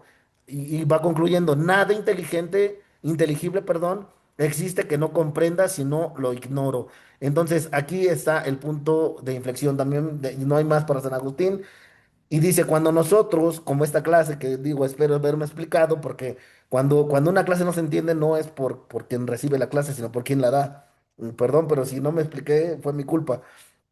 Entonces, dice San Agustín, nada inteligible es nada que yo pueda conocer, existe que no comprenda si no lo ignoro. Es decir, que todo lo que no queda en nuestra memoria es porque no lo comprendimos, ¿no? Y si no lo comprendimos, pues no lo vamos a amar, ¿no? Por eso no amamos a Dios, ¿no? Ni siquiera como pensamiento, ¿no? ¿Sí me explico? No sé si me explico. Sí, muy bien. Muy bien, bueno, pues no sé si hay algún comentario, algo que quisieran comentar. Ya vamos a pasar a la última parte, ya no se me estresen, ¿verdad? Este, vamos a pasar a Santo Tomás de Aquino con un poco, ya nada más vamos a leer alguna cosita de Santo Tomás para la Suma Teológica. Muy bien. Entonces, ¿algún comentario, alguna duda? ¿Si va quedando claro, no va quedando claro? Más o menos. Es que como es mucho, pues para Sí, mil explicarlo requiere disculpas. tiempo, entonces pues tampoco Traté. nos queremos extender explicando tanto. Ok, discúlpame, Miguel, que yo quise hacer una síntesis más, y bueno, ya no les puse los demás textos que tenía preparados que te mandé, pero Bueno, pero igual y bueno, nos van a compartir el material para darle a así otros. es, para que le den Ok, seguimiento, sí, ok, sí, gracias. por favor. Bueno, vamos a ver esta última parte y ya con esto concluimos. Este, ya sé que sí, yo también le digo a mis alumnos, ya vámonos, ya yo también ya me aburrí. Bueno, en la Suma Teológica, en la parte uno, la cuestión 75 hasta la 102 más o menos, Santo Tomás de Aquino habla sobre el ser humano, ¿no? Sobre el hombre compuesto de alma y cuerpo, sobre la esencia del alma. Una vez acabado el estudio, dice la cuestión 65, la primera parte de la Suma Teológica. Una vez acabado el estudio de la creación de lo espiritual y de lo corporal, hay que introducirnos ahora en el del hombre, ser compuesto de sustancia espiritual y corporal. Entonces aquí ya hubo un cambio en San Agustín, ya no, perdón, en Santo Tomás. Dice sustancia espiritual y corporal, ¿no? Es una sustancia de espíritu y cuerpo, ¿no? Aquí ya los unió totalmente, ¿no? Al teólogo le corresponde estudiar la naturaleza humana no en lo referente al alma, no en lo referente al cuerpo, a no ser que en cuanto que se relaciona con el alma. Así, nuestro primer análisis será el del alma, puesto que dice Dionisio, el filósofo, en el capítulo 2 de la jerarquía angélica, el pseudo Dionisio se refiere, en las sustancias espirituales hay esencia, capacidad y acción. Hay una cosa por lo que son y tienen una capacidad de actuar y hay una capacidad de actuar. Prefiero estudiar lo referente a lo esencial del alma. Segundo, lo referente a su capacidad o potencias. Tercero, lo referente a su acción. Con respecto a lo primero, se presenta una doble problemática. El alma en sí misma, el alma en cuanto unida al cuerpo, lo que en la pregunta de Amir, que creo que es verdad, que decía cómo se explica esta relación. La cuestión sobre el alma en sí misma plantea y exige una respuesta a 7 problemas. Primero, dice Santo Tomás, el alma eso no es cuerpo. El alma humana eso no es algo subsistente. Las almas de los seres irracionales son o no son subsistentes, porque recuerda aquí Aristóteles, el alma es o no es el hombre. Mejor formulado, el hombre es o no es algo compuesto de alma y cuerpo. El alma está o no está compuesta de materia y forma. El alma humana es o no incorruptible. El alma humana es o no es la misma de una especie que la del ángel. Al primer artículo, el alma es o no es cuerpo. ¿Se acuerdan lo que decía de Parménides al principio y que después formuló ya Aristóteles con el principio de identidad y no contradicción? Aquí está otra vez en la filosofía del siglo XIII, ¿verdad? ¿Es o no es? Eso no es. Otra vez la pregunta por el ser, de lo que es. Aquí está otra vez la ontología. El principio de identidad y el principio de no contradicción, aquí los vuelve a retomar. Claro, o sea, Tomás no lo explica ya porque ya lo presupone, pero aquí está hablando de lo que es y de lo que no es, ¿no? Del ser otra vez. Por eso Heidegger decía que el primero en estudiar al ser realmente fue Heráclito, ¿no? Y bueno, ya después Heidegger le da un cambio a la metafísica, pero que también se puede explicar. Objeciones por las que parece que el alma es cuerpo. El alma es el motor del cuerpo, pero no es motor inmóvil. Bien porque parece que nada puede moverse sin ser movido, porque nada transmite lo que, eso es solo el motor inmóvil, es decir, solo Dios. Lo que no tiene como ejemplo, lo que no es caliente no calienta. Bien porque si es algo es motor inmóvil. Causa un movimiento eterno y siempre igual, como lo demuestra en el libro octavo de la física Aristóteles. Y así no es el que observamos en el movimiento del animal, que es causado por el alma. Por lo tanto, el alma es motor movido, pero todo motor movido es cuerpo, luego el alma es cuerpo. Bueno, esa es la objeción. Ahora vamos a la respuesta a la objeción. Más abajo viene. Respuesta a esta objeción. A la primera hay que decir, como todo lo que se mueve es movido por otro, o sea, la causa de la causa que veíamos, este encadenamiento no puede llegar hasta el infinito, lo que les decía, le repugna ir, lo que Aristóteles llamaba continuo. Es necesario decir que no todo motor es móvil, pues como moverse es pasar de la potencia al acto, pasar de lo que no es a lo que es. El motor da lo que tiene al móvil, en cuanto que hace que el móvil esté en acto, cuando esté en existencia. Pero como queda demostrado en el libro octavo de la física, según Aristóteles, hay algún motor absolutamente inmóvil que no se mueve ni sustancial ni accidentalmente. Es el motor inmóvil o principio de toda la realidad, y tal motor provoca un movimiento siempre uniforme. Hay otro motor que no se mueve sustancialmente, sino accidentalmente. Por eso su movimiento no es uniforme. Este tipo de motor es el alma. Y hay otro motor que se mueve sustancialmente, es el cuerpo. Como los antiguos naturalistas creían solo en la existencia de los cuerpos, sostenían que todo motor se mueve y que el alma es cuerpo y que se mueve sustancialmente. Entonces, en realidad, dice Santo Tomás, el alma no puede ser cuerpo, sino la parte formal o espiritual que mueve al cuerpo, que es la sustancia, ¿no?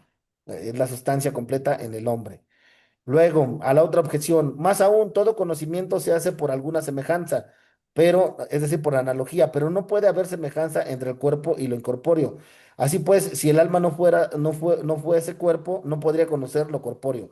Entonces dice Santo Tomás, se objeta que en realidad el alma, si la conocemos o decimos algo del alma, necesariamente tiene que tener cuerpo, según lo que se había dicho también, que todo pasa por lo sensible. A la segunda objeción hay que decir, no es necesario que la semejanza de lo conocido esté en acto en la naturaleza de quien lo conoce, pero si alguien primero conoce en potencia y después en acto, es necesario que la semejanza de lo conocido no esté en acto de la naturaleza de quien lo conoce, sino que esté solo en potencia. Por ejemplo, sucede como con el calor que no está en la pupila en el acto, sino solo en potencia del conocimiento, dice Santo Tomás. Por lo tanto, no es necesario que la semejanza de lo corpóreo esté en acto de la naturaleza del alma, pero sí es necesario que el alma esté en potencia hacia tales semejanzas. Como los antiguos naturalistas desconocían la distinción entre acto y potencia, sostenían que el alma era cuerpo por conocer lo corpóreo, y por conocer todo lo corpóreo decían que el alma estaba compuesta a partir de los principios de todos los cuerpos. Entonces aquí, maravilloso Santo Tomás, ¿no? Bueno, ahorita nada más leo la conclusión, pero aquí maravilloso Santo Tomás cuando dice que en realidad nosotros en cuanto a conocimiento decimos que todo pasa por nuestros sentidos, sin embargo, ya hemos visto que nosotros, bueno, con Aristóteles vimos, por eso vimos esto de la potencia y el acto, o el acto y la potencia. Sabemos que una cosa existe hoy aquí, pero en cuanto a movimiento, en cuanto tiene movimiento, en cuanto tiene continuidad o caducidad, se va transformando y dice Santo Tomás que en la realidad del cuerpo y del alma sabemos que también el ser humano va cambiando, y en cuanto su cuerpo va cambiando, entendemos que el alma de alguna manera va cambiando junto con esa perspectiva, pero no porque la veamos por el cuerpo, sino porque entendemos que está unida al cuerpo, ¿no? Es una deducción, como decía, una deducción lógica, más no de la realidad, no ontológica. No necesariamente tenemos que ver el alma para que sepamos que existe, sino que sabemos que existe por la capacidad racional que tenemos en sí misma, ¿no? No sé si me explico con esto, Sí, padre. o más o menos. No, sí. Bueno, Miguel, pues creo que ya llegó la hora y pues quería seguir. Perdón, pero no todos. A ver, dice Amir. Dice, no es preferible entender que qué cuerpo con lo que nos comunicamos, alma, vida, espíritu, habita Dios en nosotros, solo de forma general lo puse.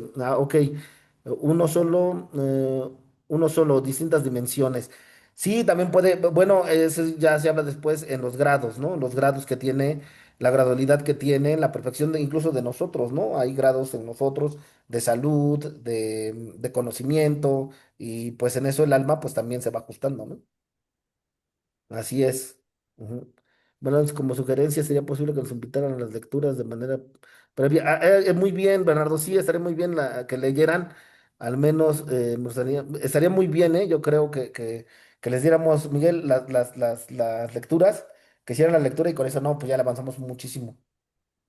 Claro que sí, padre, yo se las comparto. Mañana mismo las tienen, yo les aviso por el WhatsApp para que las puedan consultar. Sí, Bernardo, sí, un poco también mi idea bueno, con mis otros alumnos, siempre la idea de leer juntos, como que nos ayuda a ir, porque luego uno lee y a veces está uno distraído, y de repente cuando ya leemos todos juntos, pues es también más nutritivo, pero sí es excelente la idea, Bueno, yo debido lo al decía tiempo. porque al menos hay muchos términos que mientras Ok, usted leía yo tenía que estar buscando a qué se ok, refería porque yo nunca había leído textos de este tipo.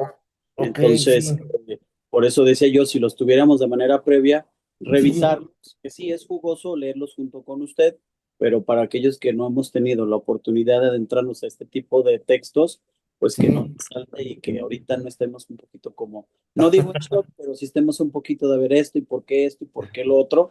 Lo digo sí. desde mi persona. Como usted dice, estuve viendo, pues ya a lo mejor dentro del grupo hay gente que esto le pareció una cosa muy básica, pero al menos sí me va a ser necesario para mí tener que repasar, la verdad. Sí, sí, no se preocupen, y luego podemos repasarlo, y bueno, traté de darlo pues lo más accesible posible, sabiendo que no todos han estudiado filosofía ni teología, y pues bueno, sí sé que los términos son complicados también, pero pues bueno, los vamos trabajando, sí, los vamos trabajando. Ujú. Bueno, Miguel, pues me tengo que retirar, no sé si haya algo más. No le agradezco, Padre Francisco, para que vaya a su clase y ya nosotros nos quedamos precisamente con las conclusiones. Y si hay algunas preguntas, también tengo un cuestionario para que respondamos. Entonces, yo le informo en un Sí, Miguel, WhatsApp yo creo que, como dice cómo fue la Bernardo ahí, aplicación. sobre todo los términos, para que los vayamos especificando y ya, para que ya el diálogo sea más fluido.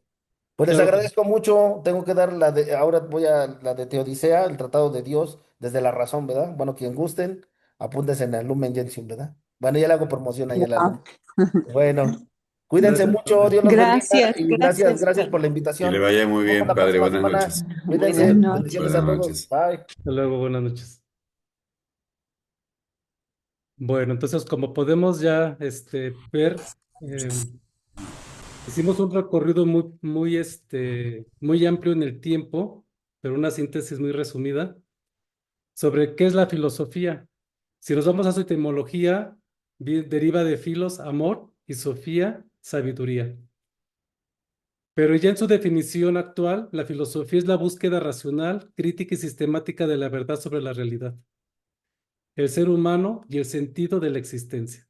Entonces, el ser humano por naturaleza conoce, es constitutivo nuestro, y siempre buscamos hacerlo de manera racional, crítica y sistemática. Para eso estudiamos, para eso leemos. Y sobre todo somos críticos porque comparamos la realidad con la teoría precisamente para ver si la teoría se corresponde con la realidad. Decía ahorita el padre Francisco que era muy importante partir de la realidad desde Aristóteles hasta Santo Tomás de Aquino, el siglo XIII. Todo fuese continuo precisamente de partir que nuestro conocimiento se fundamentaba en la realidad. Ya más actualmente a partir del siglo XVI, XVII y XVIII sobre todo, pues empezó a tomar fuerza el sentimentalismo, el romanticismo y con ello el subjetivismo. Y de ahí pasamos al relativismo. Todos estos términos y conceptos, yo les voy a compartir unas lecturas para que ahora sí ya las podamos leer en casa con un tiempo y ambiente adecuado, con una serenidad. Pero lo importante es reconocer qué importante es la filosofía, sobre todo para formular las preguntas que le den sentido a lo que estamos haciendo ahora. Tratar de comprender lo importante de los conceptos, de los términos y de lo importante de reflexionar para poder aproximarnos a la verdad. ¿Y de qué verdad nos estamos refiriendo? La verdad del hombre. Y del hombre, lo que es constitutivo de él y lo que nos reúne en este ámbito virtual, que es la sexualidad. Bueno, ahorita lo importante es recuperar un poco lo que sabíamos de filosofía. Habrá otros que son expertos, pero todo esto nos sirve ahorita de panorama para ir descubriendo lo importante que es la filosofía como nivel de conocimiento, porque le va a dar sentido y significado a todo lo que conocemos. No sé si hasta aquí tengan alguna pregunta o quieran compartir algo al respecto, o pasamos al cuestionario que sería muy importante, porque de ahí vamos a precisamente a vaciar todo lo que queremos y esperamos de este diplomado. Se los voy a compartir por el chat del grupo que tenemos aquí. No sé si ya lo puedan ustedes darle un clic y visualizarlo en sus pantallas. ¿Sí ya lo pueden visualizar? Bueno, vamos a dar un tiempo de unos 10, 15 minutos. Van levantando la mano los que vayan terminando y cuando ya vean la mayoría, ahí ponen con las reacciones que ya hayan terminado, o sea, levantando la mano, para que ya cuando esté la mayoría, entonces podamos continuar con lo que esperamos de este diplomado, por favor. Entonces, a partir de este momento empezamos a responder todos y todas.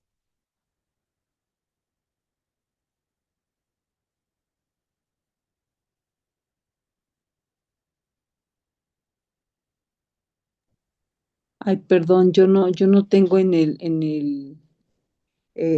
enlace del diplomado. Se los comparto por el WhatsApp del grupo para que lo tengan, ¿ok?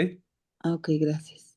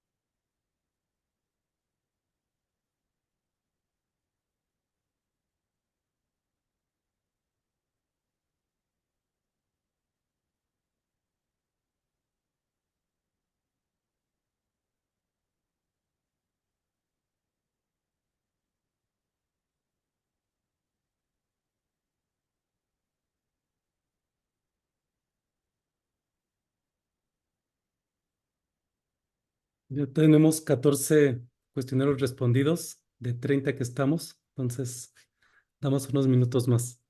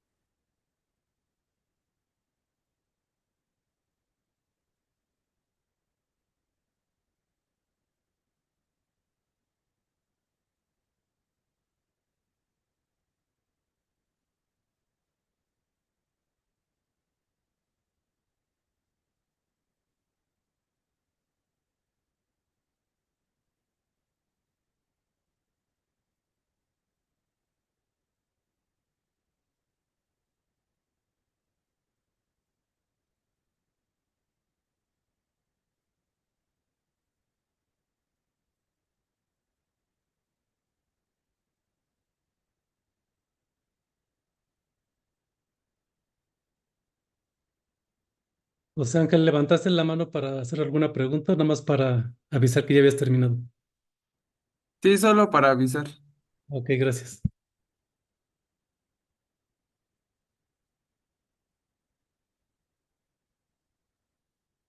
La clase se está grabando y la voy a subir mañana en el aula virtual que está precisamente diseñada para que ustedes puedan retroalimentarse con lo que se vio hoy con el padre Francisco y también para que ahí vamos a subir las lecturas y todo lo que él nos comparte y lo que cada docente nos compartirá en adelante.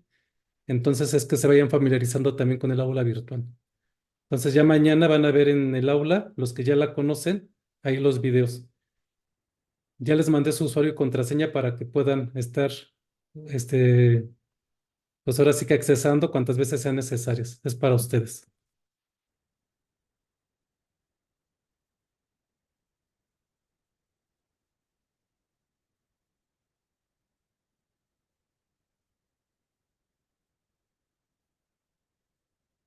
Bueno, pues ahora sí ya acabamos la mayoría.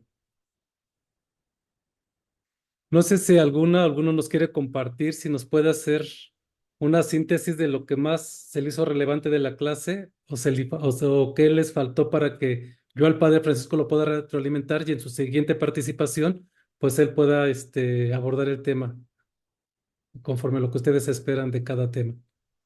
No sé quién quiera compartir.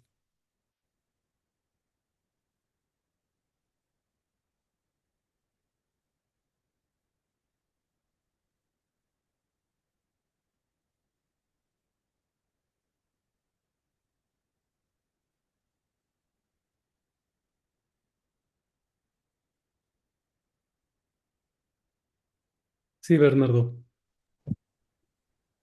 Bueno, solamente a manera de comentario, sé yo que todos los de aquí pues tenemos ya formaciones distintas y tenemos ya pues diferentes eh, estudios. Sí, a pesar de que, bueno, de formación docente y otro tipo de estudios que he llevado, pero sí, yo trataba de ver cuando se identificó el perfil para ingresar eh, al, al diplomado, yo no veía así como de este tipo de fundamentos filosóficos, ¿verdad? pero qué bueno que nos lo están dando, pues, porque estoy entendiendo a lo que voy, que para poder educar de manera integral, pues hay que educar a la persona por el hecho, por el hecho de ser persona, va por allá, nada más lo que le entinta las redes sociales y más. Entonces yo solamente eso, o sea, si se va a volver a compartir información, aparte de que se mande el material con antelación, a mí, yo, Bernardo Latorre, sí necesito leer antes. A mí no se me facilita. O sea, yo tengo hiperactividad y yo estar sentado escuchando a una persona, a mí no se me da. Vaya. Yo necesitaba estar viendo que el maestro decía algo, entonces yo estaba buscando qué significaba potencia, acto, consecuencia. Yo estaba tratando de ver qué significa esto, qué significa esto. Lo entiendo desde el conocimiento que tengo, pero no desde el punto de vista filosófico que él estaba diciendo, ¿cierto? Entonces, por ello hablaba yo de un material previo a manera de lectura, si se puede. Si no se puede, pues bueno, lo hacemos, nos acoplamos.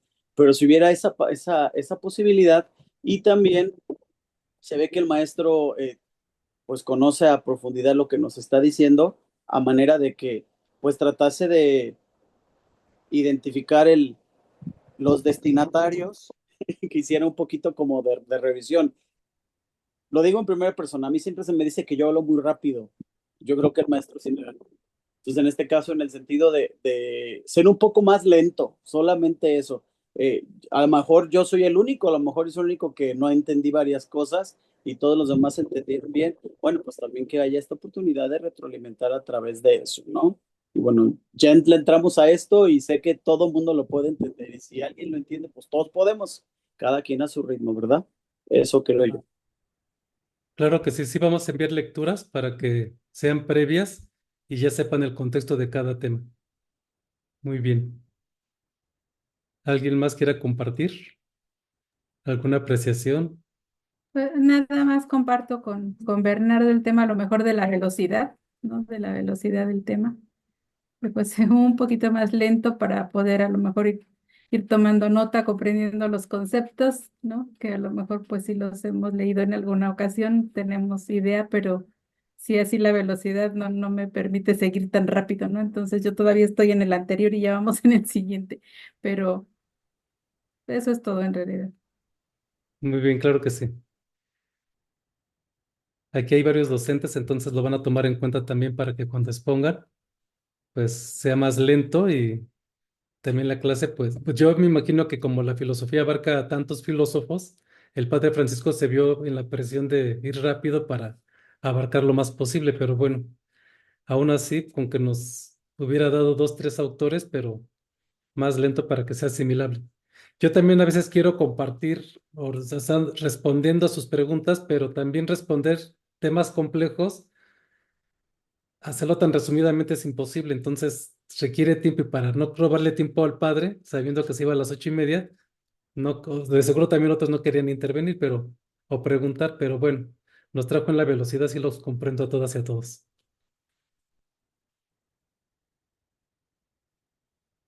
Bueno, si no hay alguna pregunta, ya en la próxima. Sí, adelante, Cintia. Buenas noches a todos. Pues comparto con los compañeros sus reflexiones anteriores. Bernardo, yo tampoco entendí muchas cosas, entonces, pero igual también con la velocidad a la que iba, recordé incluso clases de la prepa. En mi caso, yo no soy docente, soy periodista. Y para mí también es muy importante leer para comprender y poder expresarlo en palabras, incluso ahora ya en video.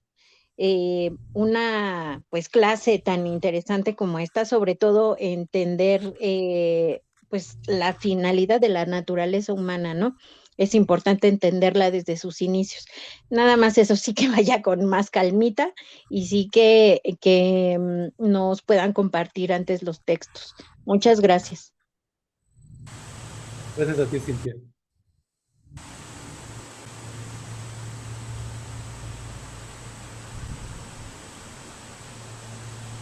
Padre Ricardo, algo que nos quiera compartir o algo que quiera Buenas hablar del noches, tema. Miguel, yo sabía que me ibas a dar la palabra. Yo creo que todo lo que compartieron, hasta las preguntas mismas y también las sugerencias, pues lo tiene en cuenta el equipo. Fue la primera ocasión. Yo también sentí al padre que estaba como en el peso de ir a otra clase, entonces habrá que motivarlo a que, pues, que esté más libre, digamos, también como para que podamos como ir compartiendo una temática que va a ser el fundamento, es decir, la filosofía es lo que es el hombre, él nos lo decía, ¿verdad? Nuestra esencia, nuestra naturaleza. Y es un tema que no lo platicamos habitualmente, digamos, lo que hablamos de otros temas, hablamos más de emociones, hablamos más de sentimientos, pero esta profundidad de autores que estamos pues en miles de años, bueno, digo, no tanto, pero se nos es un poco complicado. Eh, y también hay que decir que los que estudian filosofía generalmente van leyendo y explicando, que nosotros tenemos hoy día otra modalidad, como lo decía la periodista Cintia, tenemos tal vez un video, etcétera. No lo estoy criticando al padre, ¿verdad? Pero los filósofos son como que te ponen un libro y tenés que ir leyendo el libro y eso es el comentario de todas las clases, ¿no? Entonces, puede ser un poco, también un poco cansado, puede ser un poco medio aburrido, puede ser un poco, eh, nuevo también o recordar lo que estudiamos en algún momento, ¿no? Entonces, esto lo vamos a profundizar con él también. Y no tuvimos la pausa, que también es importante como para que algunos podamos ir a tomar agua, podamos ir al baño o volver a retomar, ¿verdad?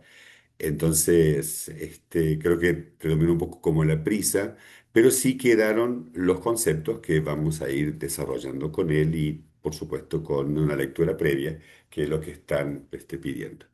Pero eh, él decía muy bien, y también lo dijo Miguel, la verdad del hombre, la verdad también de Cristo, la verdad de la Iglesia, que fue una temática que tocó el Papa Juan Pablo II, un gran filósofo que nos regaló el Espíritu Santo, y que fue una temática que se abordó aquí en Puebla, en el 1979 con el documento. Y creo que por ahí va a ir también, pues, el padre, además que ahorita como que lo hizo muy rápido, como que quería abarcar mucho. Y bueno, vamos a seguir profundizando. Es la primera vez y bueno, un gusto pues también conocerlos y vamos a ir tomando pues nota de todas estas sugerencias, ¿sí? Pero vamos a ir caminando al ritmo de cada uno. Y si bien, como decía Bernardo, vamos generalmente a IA o vamos a las redes para poder comprender los conceptos, ahí tal vez puede ser una trampa, digo, con todo respeto a la tecnología, porque a veces nos puede dar un concepto totalmente distinto a lo que está exponiendo el expositor. Entonces, tengamos paciencia, vayamos al ritmo de cada uno y vayamos como ir pues eh, avanzando en este diplomado que vamos a estar 10 meses juntos. Bien, gracias Miguel y bueno, es lo que quería aportar. No, gracias, al contrario, Ricardo. Muy bien. Entonces, si no tienen algún comentario o participación, nos veríamos el próximo miércoles. Adelante, doctor Martín. El doctor Martín.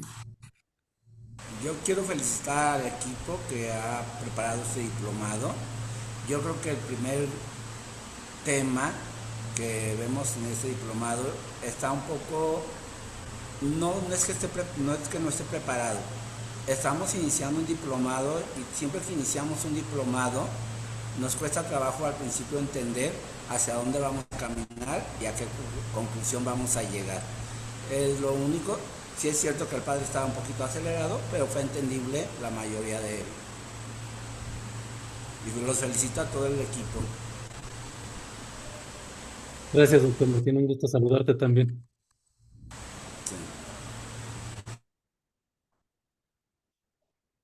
Bueno, ¿alguien tiene alguna apreciación, comentario que quieran hacernos? Sí, yo, Miguel. Adelante. Vamos a tener, creo que dentro de la riqueza del diplomado, somos muchos los docentes que vamos a participar. Cada uno tenemos nuestra forma de impartir cursos. nos hace mucho bien el haber escuchado estos comentarios, sobre todo para la forma en la que se espera que pueda irse desarrollando el diplomado, ¿no? Pero sí ante la variedad, que es lo que le da la riqueza, porque somos varios docentes diferentes, pues vamos a tener esa multidisciplinariedad, tanto de temas como de modos de expresar lo que queremos decirles a los alumnos, porque vamos a compartir conocimientos y vamos a ir formando entre todos el conocimiento, ¿no?